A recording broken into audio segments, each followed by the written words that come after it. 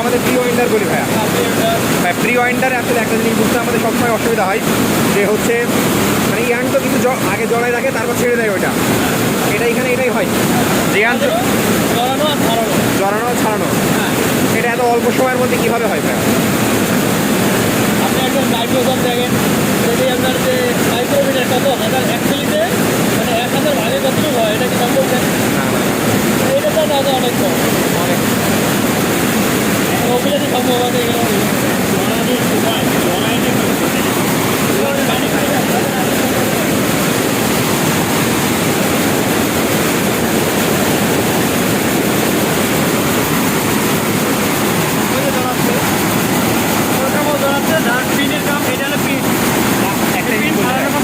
মানে জড়ানোটা মনে হচ্ছে দুটো সাইড থেকে জড়াচ্ছে, কিন্তু এইভাবে ধরাচ্ছে পাকাচ্ছে কি যে বাতাস দিয়ে জড়ায়, বাতাস দিয়ে দরকার, বাতাস না বাতাস না, এখানে একটা ইয়ে আছে মনে হয়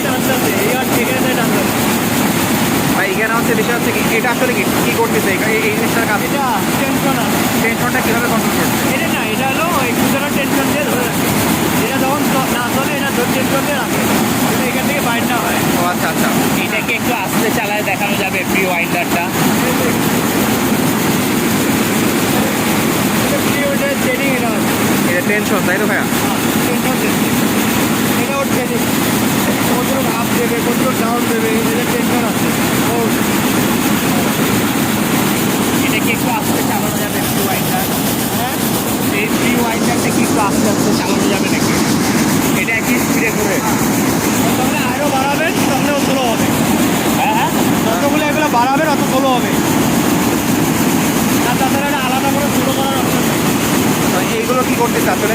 হ্যাঁ এইগুলো এইগুলো এই যে এটা ও এটা এটা খোলার জন্য লক, লকের জন্য, এটা কি? এটা হলে এটা টানলে এটা খুলে যায়, এই যে। ও আচ্ছা। এটা খোলার জন্য, ও এটা আচ্ছা। একটা টাইট করার জন্য।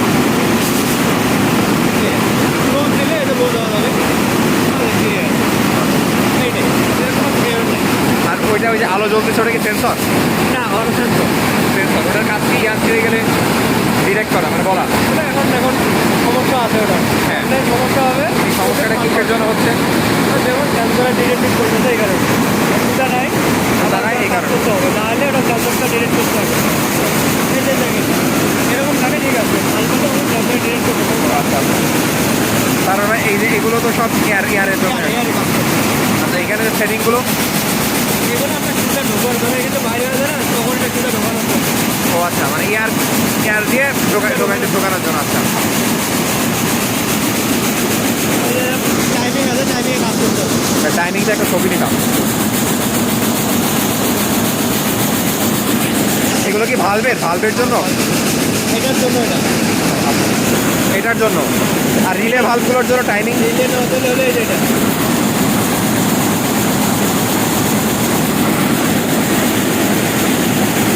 এটাও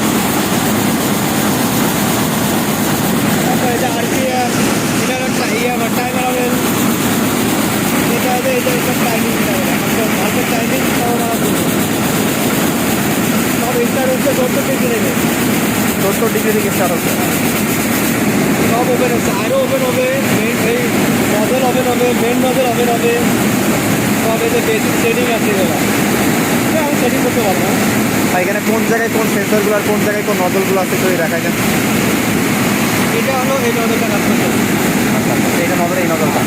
এটা আরও আছে, এটা হলো সামনে নজলটা আছে, আর এটা হচ্ছে ভাগ 70 ডিগ্রিতে অন হচ্ছে, ভাগ 170 ডিগ্রিতে অফ হয়ে যাচ্ছে, এটুকুর মধ্যে ইয়ার থাকতে হবে, সব এরকম টাইমিংয়ে উঠতে হবে, টাইমিংগুলো এই 170 77 এগুলো অফ হয়ে যাচ্ছে, হ্যাঁ অফ হয়ে যাচ্ছে, অফ 70 ডিগ্রিতে অন হচ্ছে, 170 ডিগ্রিতে অফ হচ্ছে, 70 অন, 170 অফ।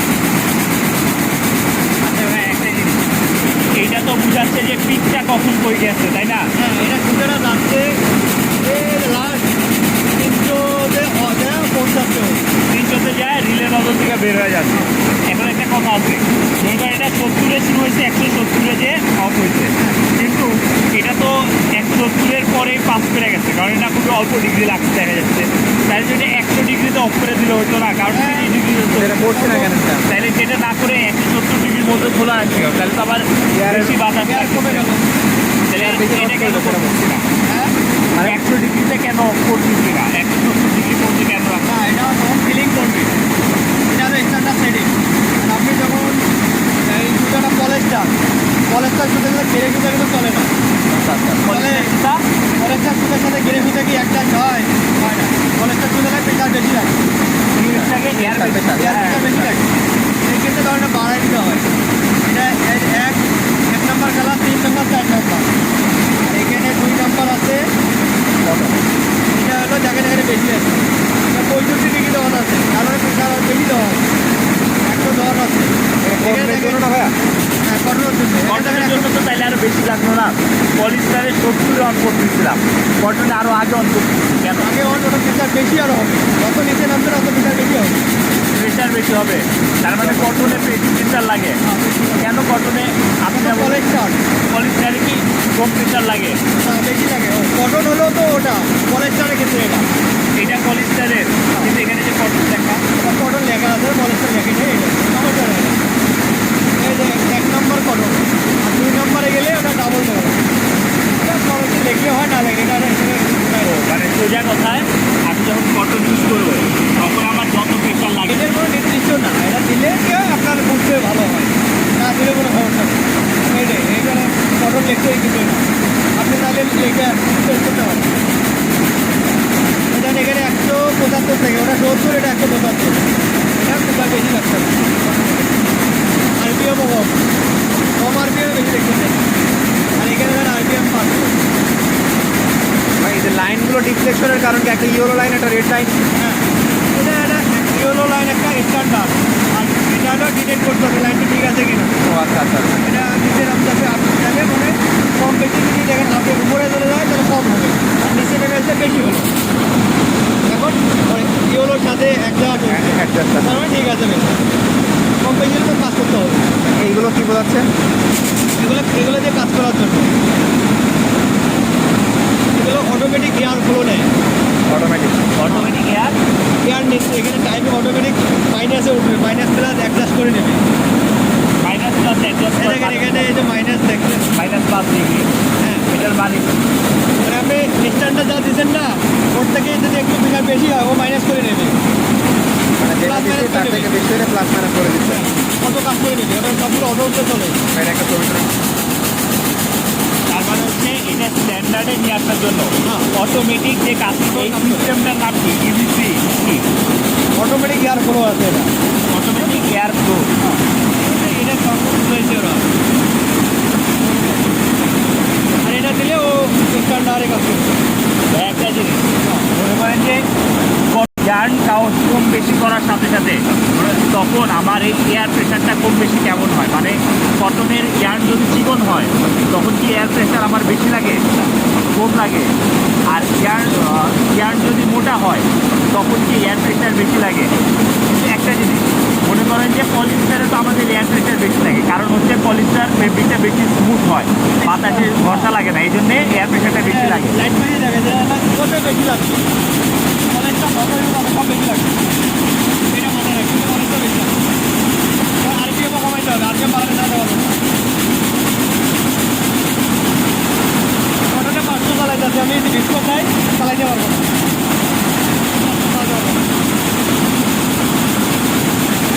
তারপরে হচ্ছে এটা অটোমেটিক কাজ করতেছে, আপডাউন করতেছে বেকার। এটা আমি নির্দিষ্ট সেটিং করে দিচ্ছি, টাইমের হবে 40 দিচ্ছি, কোনো দিয়ে কাজ করতেছি অটোমেটিক। এখানে যে কম বেশি হয় এখানে আমি ঠিক করে দিতে পারি, কাজ লাগে না, কাজ লাগে। এটা টাইম 150 গ্রাম, এটা হলো 1 মানে 100 গ্রাম, 50 হলো 50 গ্রাম, 100 গ্রাম বেশি এরকম আছে। এটা হলো 300 গ্রাম, গ্রাম তো জানি নেই। এটা কি হ্যাঁ? এটা হলো লাগে না, এই যে নজল আছে না সব, এটা হলো কাটার পরিষ্কার করার। এটা হলো নজল আছে, ও এটা কাট লাগবে, হোল্ডিং এয়ার নজল, এই নজলটা ফাইভ নজল, কাট লাগবে, কাট করা একটা দেখা যাবে না। হোল্ডিং এর পাইলট নজল হচ্ছে এটা, এই সবটা, এইটুকান। হ্যাঁ, এটা হলো আরেকটা হলো হোল্ডিং এয়ার নজল, এটা মানে এইটুকু হলো এইদিকে আছে এটা, আর পুরো নামটা হলো এটা। ঠিক আছে। আর রিলে নজর তো আছে, এর ভিতরে রিলে নজর আছে। তাহলে দেখা যাবে বাচ্চাদের এটা। হ্যাঁ, ওই পুলিটা যদি একটু দেখাতেন, ওই যে ইলেকট্রিক পুলিটা দেখালেন। এটা হলো দুইটা ট্যাঙ্ক আছে এখানে। ক্যাম্প হ্যাঁ, ক্যাম্প দুটার কাজ কি? আপনাদের যে হাওয়া দেওয়ার জন্য, রিলে নজরকে হাওয়া দেওয়ার জন্য দুইটা ট্যাঙ্ক আছে। ওয়ান ট্যাঙ্ক, কি ওয়ান আছে? ট্যাঙ্ক, দুইটা কি আছে? ট্যাঙ্ক। ট্যাঙ্ক। হ্যাঁ, মানে আপনি যে কোনো নিজের পানির ট্যাঙ্ক রয়েছে না, ট্যাঙ্ক। তো দেবে না। ট্যাঙ্ক ওয়ান টু থাকতে পারে না। যেমন একটা ট্যাঙ্ক দিয়ে বিভিন্ন মানে সাপ্লাই দিচ্ছে। হ্যাঁ, হ্যাঁ, হ্যাঁ। এখানে একটা দিয়ে অর্ধেক সাপ্লাই দিচ্ছে, আর একটা দিয়ে আর অর্ধেক সাপ্লাই একটা দিচ্ছে। সাপ্লাই দিচ্ছে। দুটো দিচ্ছে।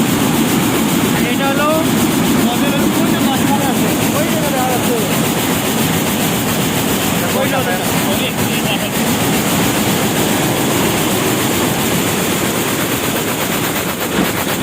ওই নজরটা এটা। এই নজলটা হ্যাঁ, আর লাস্টে হলো সাপ্লাই নজর। ওটা দিয়ে এয়ার টাইনে নিয়ে যায়। কেমন কাজ করে? এগুলো অবস্থা কাজ করে। এদিকে আয়, এদিকে আয়।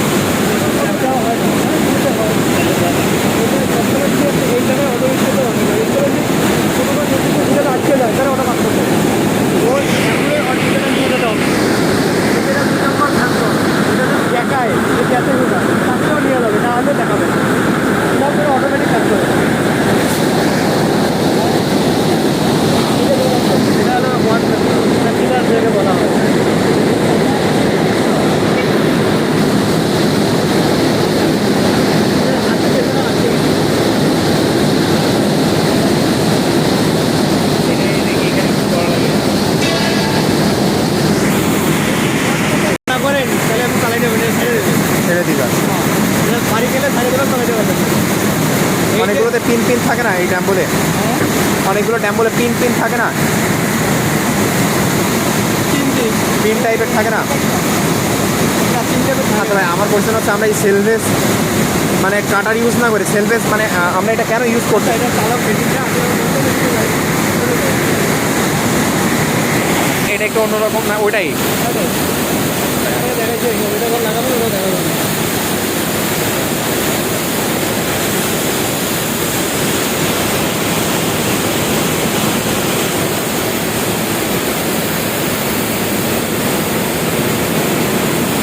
ছবি নিয়ে নিতে হয়,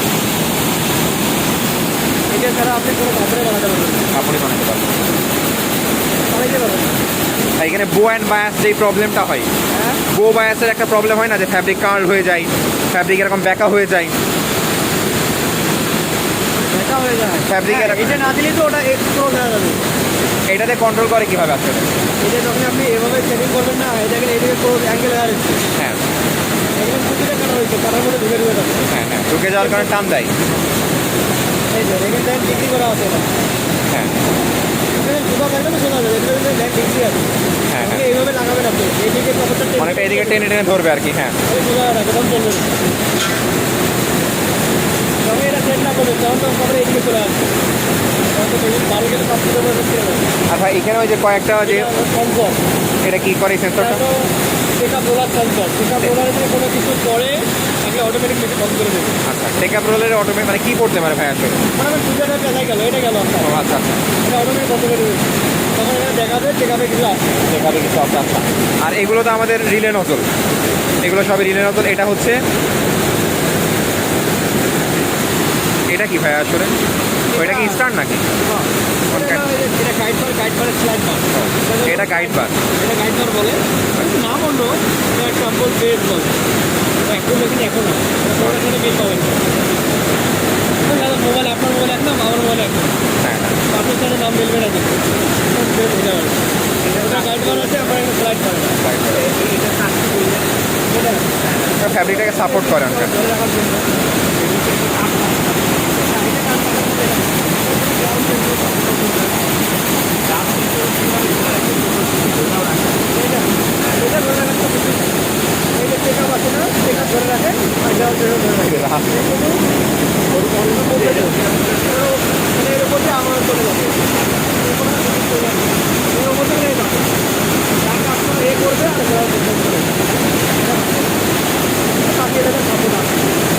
হচ্ছে যে মেকানিক্যালি হচ্ছে আমাদের বিটাপের কারণে কিভাবে হচ্ছে ফ্লিসটা তৈরি হচ্ছে এটা যদি একটু বলতেন। যে ওই ইকোনোমাইজার রোলার আছে শুনছি, ওটা একটু লুজ করলে হচ্ছে টেরিটা কম হয়, সেই রোলারটা আসলে কোনটা? আবার বলেন। যে যে টেরিটা যে উপরে উঠে আসছে বা নিচে যাচ্ছে, এটা যে ইকোনোমাইজার রোলারের মাধ্যমে ওই যে সুতা ঢিলে হওয়ার কারণে, ডিজাইনের ক্ষেত্রে আর পাইল বিম লুজ হওয়ার ক্ষেত্রে, পাইল বিম লুজ হওয়ার কারণে বাইন্ডিংয়ের ক্ষেত্রে ওটা লুজ হচ্ছে কিভাবে ভাই যদি একটু দেখাইতেন? ওই যে ওইটা লুজ হচ্ছে। ওটা লুজ হয় পিছনে গিয়ে দেখতে পারবো? এখন তো যেটা চলবে সেটা দেখতে পাবেন। তাহলে ভাই সেটা একটু দেখে ভাই ওটা দেখার তো বিষয়। কীভাবে ঘুরতেছে এটা কীভাবে ঘুরতেছে দেখেন, এটা বুঝতে পারবেন।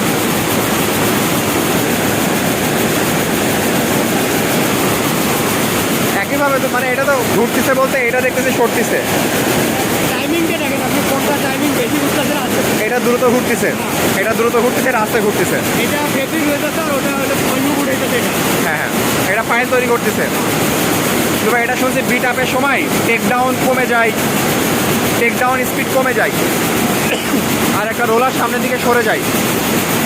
সব মেকানিক কম হয়েছে আছে ওখানে ডিজাইনে আমরা পাইল যেটা উঠানো চালু যাচ্ছে ওইটা জুতা ছাড়তেছে সবগুলো একটাই মেকানিজম ছাড়তেছে। এক মেকানিজমের কাজ করতেছে।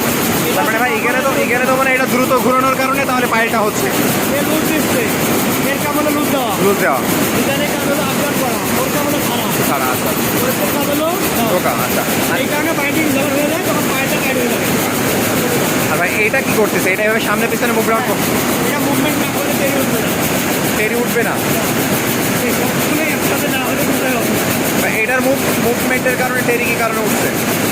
এটা হার্টবিট করতেছে আর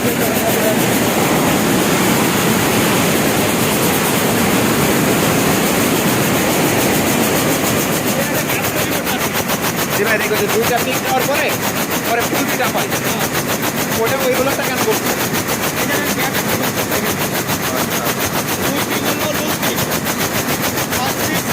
loose pick, hard pick, sub pick, tight pick, হাত থাকতে পারে।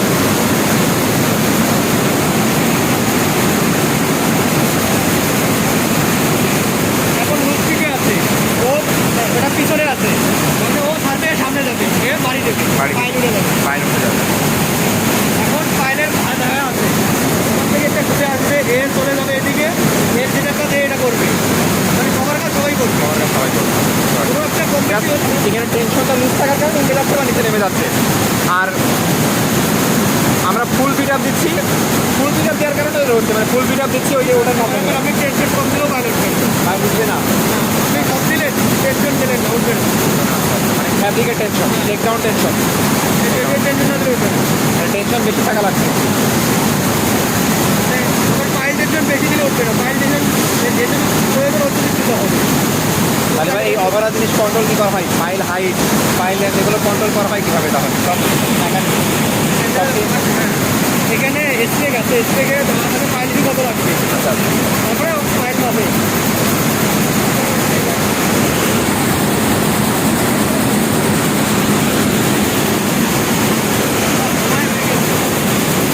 পাইল হিসেবে দেওয়া আছে 4.9, সিবিআই দেওয়া আছে 16 পয়েন্ট। এগুলো সব সেট করেন তো ম্যাক্সিমাম? হ্যাঁ, মেশিনে সেট করার পরে পাইল হিসেবে মাপতে হবে, আগে এটা সেট করতে হবে, পরে পাইল হিসেবে পাইলে এক চাকতে হবে, এখানে এক চাকতে হবে।